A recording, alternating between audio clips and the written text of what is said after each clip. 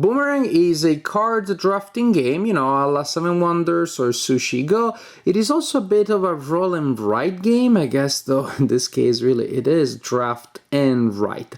In this game, the players take on the role of tourists. We're going to Australia and we're trying to do a lot of different things. I guess that there really is a lot to do down under, and we are trying to complete activities and collect stuff and see things so that at the end we can score a lot of points. The game comes in this very portable box, so it's a great travel game in case you're going to, I don't know, Australia. There is a big stack of score sheets and you place one in front of yourself. We got some pencils. Not strictly necessary, but cute, and so since they're here, why not use one while I share the game? And then the heart of the game, well, the heart of the game is both the score sheet really and the pencil, and most importantly, the cards. You have a deck of 28 cards. You shuffle them all together at the beginning of the game, and then you will give 7 to each player.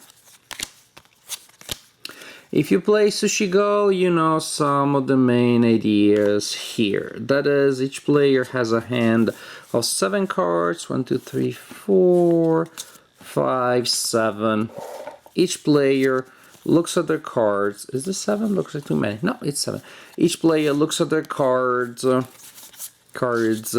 chooses one, puts it face down in front of themselves, passes those cards to the next player, and receives the hand of the player before them, chooses another card, and you repeat like this until each player has selected 7 cards. That is, all the cards that were given out at the beginning of the round have been assigned.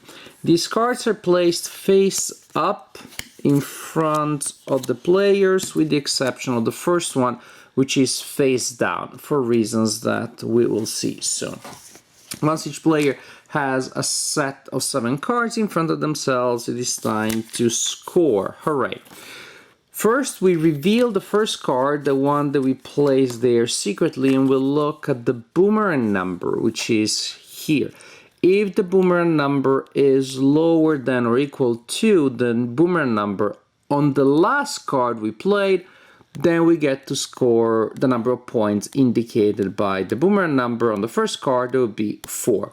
That is, if you choose a low card at the beginning, it's going to be very easy to score. Say if you have a 1, the last one is going to be equal to or higher than 1. The cards go from 1 to 7. If you put a 7, only a 7 would do. So there's a little bit of push of luck there depending on what you select.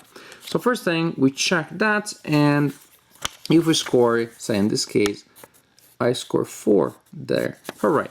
Then these letters here, E, R, and so on and so forth, they indicate locations on the map that I'm now visiting. So I have an E here, and so I fill in that bubble, then I'm visiting R, which is here, I'm visiting I, and so on and so forth.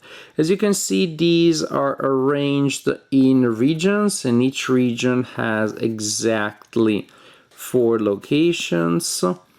The first player to complete a region, suppose that here I'm also going to be the first player to complete a region, also circles that, and all the other players will cross it out on their boards, on the score sheet, because only the first player to complete a region gets the +3. At the end of the game, you will score a point for each location that you visited. Suppose at the end of the game I visited 20, and also for each +3 that you got from being the first player. Suppose at the end of the game I was only first once. What else do we score at the end of each of the 5 rounds in the game? We also score collections. Those are indicated by these green icons here. And you simply total the number of points indicated here. So 1 + 3 is 4, 6, 8. Very simple, right? And I write down the number here in the box for the collections for the turn that we're playing. The trick is in the future rounds, I'm allowed to score points for collections only if I score higher than I scored before. Otherwise, suppose that here in turn 4 I score 10, and then I score 11. So you have to go in ascending order. If you can't do that, if you make a mistake of getting a lot of collectibles early on, then it's bad. I guess that you're punished for loading yourself with heavy things early in the trip. Then we're looking at animals. So we got animals here, say kangaroos, hooray. Animals only count if you see a pair of them.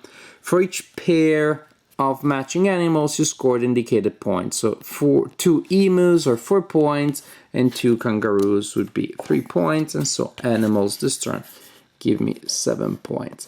Then we'll look at the activities. Each activity can be scored once per game, and you can only score 1 activity per turn. That means you have 5 turns. There will be a turn in which you won't score anything, any activity, but then you should try to score 1 activity per turn. You choose the activities and you're trying to have sets of as many of that activity as possible. The activities are indicated by these blue icons. In this case, for example, I could choose to score the taking pictures or waving your hand at the bush. I don't know what that activity is, but I decided I score it. To score it, you look at the number of those icons that you have, and that indicates the number of points. So if I wave my hand at the bush, this turn, that's the one that I score. That is what I do. And maybe in a later round, I have 3 taking pictures, and in this case, in that later round, I will score 4 points for taking pictures. And again, so once you score an activity, it's done. You cannot score it later in the game, even if you score better. This is the game. Give players hands of 7 cards each turn. Move the cards around until each player has a set of 7 cards, and then you score points. Boomerang cards if the last card is equal or higher than the first one. Collections, but only if it gets better and better. Pairs of animals. Sets of matching icons for 1 activity per turn. Locations.